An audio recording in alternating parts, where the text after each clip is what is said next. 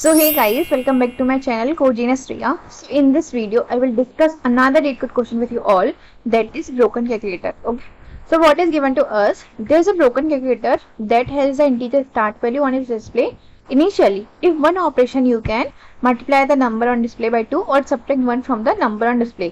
मतलब क्या है कि हमारे एक कैलकुलेटर है जिसका नाम क्या है, ब्रोकन दिया गया है, जिसमें हमें स्टार्ट वैल्यू दिखाई देगी.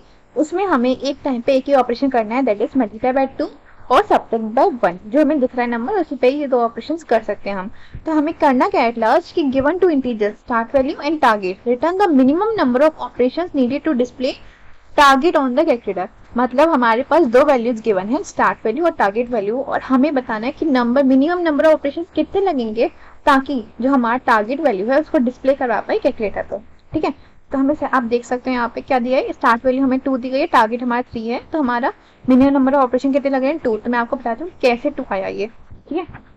तो सपोज यहाँ पे हमें क्या दिया गया है, यहाँ पे स्टार्ट वैल्यू 2 है और टारगेट 3 है. ठीक है. तो हमें क्या बताना है, मिनिमम नंबर ऑफ ऑपरेशंस. तो first of all what I have done is कि हमारे पास ये 2 था, उससे मैंने क्या किया, मल्टीप्लाई बाय 2. मैंने ये ऑपरेशन लगाया तो what I will get simply 4 and after that what I have done is simply -1. तो मुझे क्या मिल 3. Another case what you can think of कि हम लोग क्या करते हैं, ये 2 था ना हमारी, उसमें से हम लोगों ने -1 किया तो मिला क्या मुझे 1. उसके बाद क्या करेंगे, फिर से मल्टीप्लाई बाय 2 करेंगे. तो जैसे ही मल्टीप्लाई बाय 2 करा तो हमें फिर से क्या मिला 2.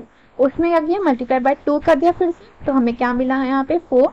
और फिर से 4 में -1 करेंगे तो हमें क्या मिला 3. इसमें देख सकते हैं दोनों अप्रोच से हमारे कितना आ रही है, टारगेट वैल्यू ही आ रही है, that is 3. But the drawback is कि हमारे इसमें दो ऑपरेशंस लग रहे हैं, यहाँ 2 ऑपरेशंस लग रहे हैं और यहाँ पे 4 ऑपरेशंस लग रहे हैं. ठीक है. तो हम लोग क्या करेंगे, ये आप देख सकते हो 2 ऑपरेशंस कैसे लग रहे हैं, 4 और 3. यहाँ पे मल्टीप्लाई बाय 2 और -1, तो ये 2 ऑपरेशंस हो गए. और यहाँ पे ये देखो माइनस फिर इंटू माइनस, तो ये कितने ऑपरेशंस हो गए, 4 ऑपरेशन हो गए. ठीक है. तो हमें बताना था मिनिमम नंबर ऑफ ऑपरेशंस. हमें कौन सा वाला रिटर्न करवाएंगे, फर्स्ट वाला. देखो यहाँ पे लिखा था कि यहाँ पे देखो return the minimum number of operations needed to display the target on the calculator.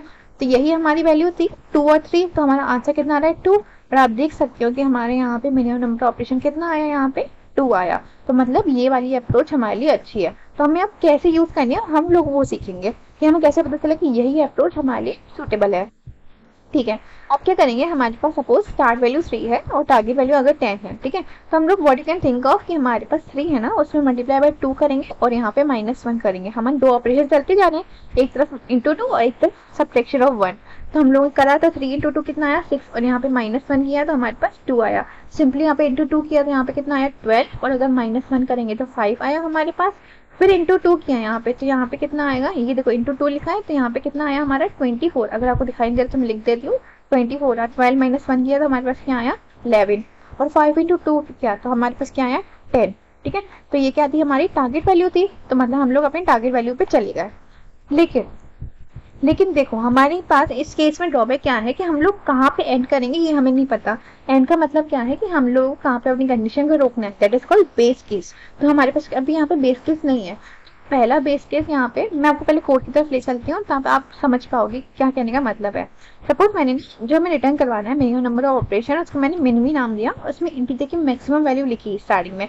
Maximum value लिखने का टारगेट यही है क्योंकि हम लोग, आपको मैंने पहले ही बताया कि जब भी हमें कोई मिनिमम वैल्यू निकालनी है तो हम लोग मैक्स वैल्यू यूज करते हैं. बिकॉज देखो हमें सबसे छोटी वैल्यू चाहिए ना स्टार्टिंग में. सपोज मैंने इंटीजर की मिन वैल्यू ही ले ली तो हमारे पास वही रिटर्न हो जाएगी. तो ये हमारे पास सूटेबल ये नहीं है. तो हम लोग क्या करेंगे, जब मिन दिया है तो मैक्सिमम वैल्यू लिखेंगे और मैक्स दिया है तो मिन वैल्यू लिखेंगे. ठीक है. उसके बाद मैंने क्या किया, वॉइड हेल्पर नाम का फंक्शन बनाया जिसमें स्टार्ट वैल्यू लिखी और टारगेट लिखी और ऑपरेशन लिखे जो हमें करने हैं. तो मैंने क्या किया इसमें कि हम लोग अपने ऑपरेशन क्या करते हैं, इंटू 2 और -1 करते जा रहे हैं और operation +1. to jump on my next operation that we need to perform. First of all, I will do into 2 and I will jump to my next operation. Then I will see what I need to do is into 2 और -1. ठीक है. इतना किया मैंने. और मैंने क्या किया कि start value equal to target हुई तो simply I will return what minimum of minimum we और ऑपरेशंस आई हैव. ठीक है. तो हम लोग क्या है इसका ड्रॉबैक मैं बताई थी आपको. तो हम लोग इसका देखो ड्रॉबैक ये है कि हम लोग नीचे चलते जा रहे हैं, हमारे पास बेस केस नहीं है. क्योंकि हमारे पास first approach you can think of कि हमारे पास कहाँ 24 पे आ गए. हम लोग चेक कर लेंगे कि हमारी अगर वैल्यू ग्रेटर देन हुई हमारी टारगेट वैल्यू, दैट इज 10 से अगर ग्रेटर हुई तो हम लोग उस टाइम ना कि अपनी मिनिमम वैल्यू रिटर्न करवा देंगे, मतलब टारगेट वैल्यू. लेकिन ये सही अप्रोच नहीं है क्योंकि अगर आप देखोगे कोड में जैसे ही देखो if start value is greater than target तो सिंपली रिटर्न कर देगा, मतलब हमारा कोड यहीं पे ब्रेक हो जाएगा, ठीक है। और सिंपली अगर यहाँ पे अगर यहाँ नीचे जाना है नेगेटिव के लिए तो आप सोच सकते हो कि अगर नंबर हमारा लेस देन जीरो हो, यहाँ पे अगर जो नंबर आ रहे हैं हमारे वो अगर लेस देन जीरो हो, ये भी सोच सकते हो, लेकिन इसमें भी क्या हो जाएगा, वो सिंपली रिटर्न हो जाएगा। मतलब ये देखो मैंने लिखा है starting value is greater than target तो it simply return. This approach will be not helpful to us because यहाँ पे सिंपली रिटर्न हो जाएगा, हमारी कोई करेक्ट वैल्यू नहीं आएगी। जरूरी नहीं है कि हमारे यहाँ पे बीच में करेक्ट वैल्यू आ ही जाए। अगर ये सिंपली चेक करेगा कि 24, सपोज हम लोग कहीं रिक्वायर्ड वैल्यू पे नहीं पहुंच रहे हैं उससे पहले ये रिटर्न हो जाएगा।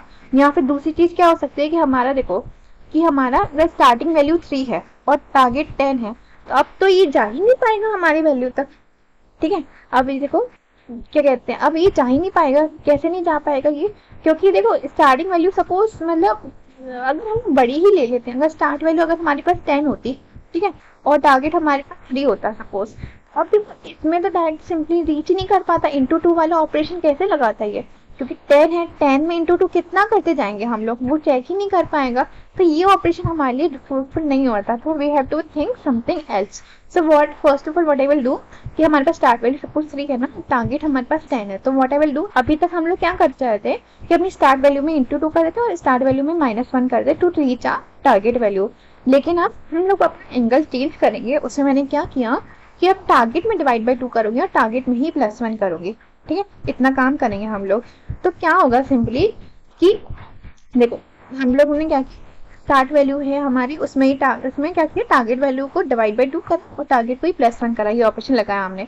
अभी हमारे पास स्टार्ट वैल्यू कितनी दी गई है 10 और टारगेट कितना दिया है हमारे पास 3 दिया है, ठीक है। ये हमारी अभी कंडीशन है, ये हमें फाइंड आउट करनी है। तो हम लोग क्या करेंगे, देखेंगे जब भी हमारी start value greater than equal to target हुआ ना, जब भी स्टार्ट की वैल्यू अगर ग्रेटर देन हुई, यहाँ पे देख सकते हो 10 इज ग्रेटर देन 3, अगर जब भी ऐसा हुआ तो हम लोग क्या करेंगे, simply return start value minus target. इसका मतलब क्या है कि जितनी भी इसका सब्ट्रैक्शन आएगा ना, दैट इज 10 - 3, यहाँ पे कितना आ रहा है सब्ट्रैक्शन 7, इसका मतलब हमारे पास 7 ऑपरेशन लगेंगे यहाँ पे इस केस में।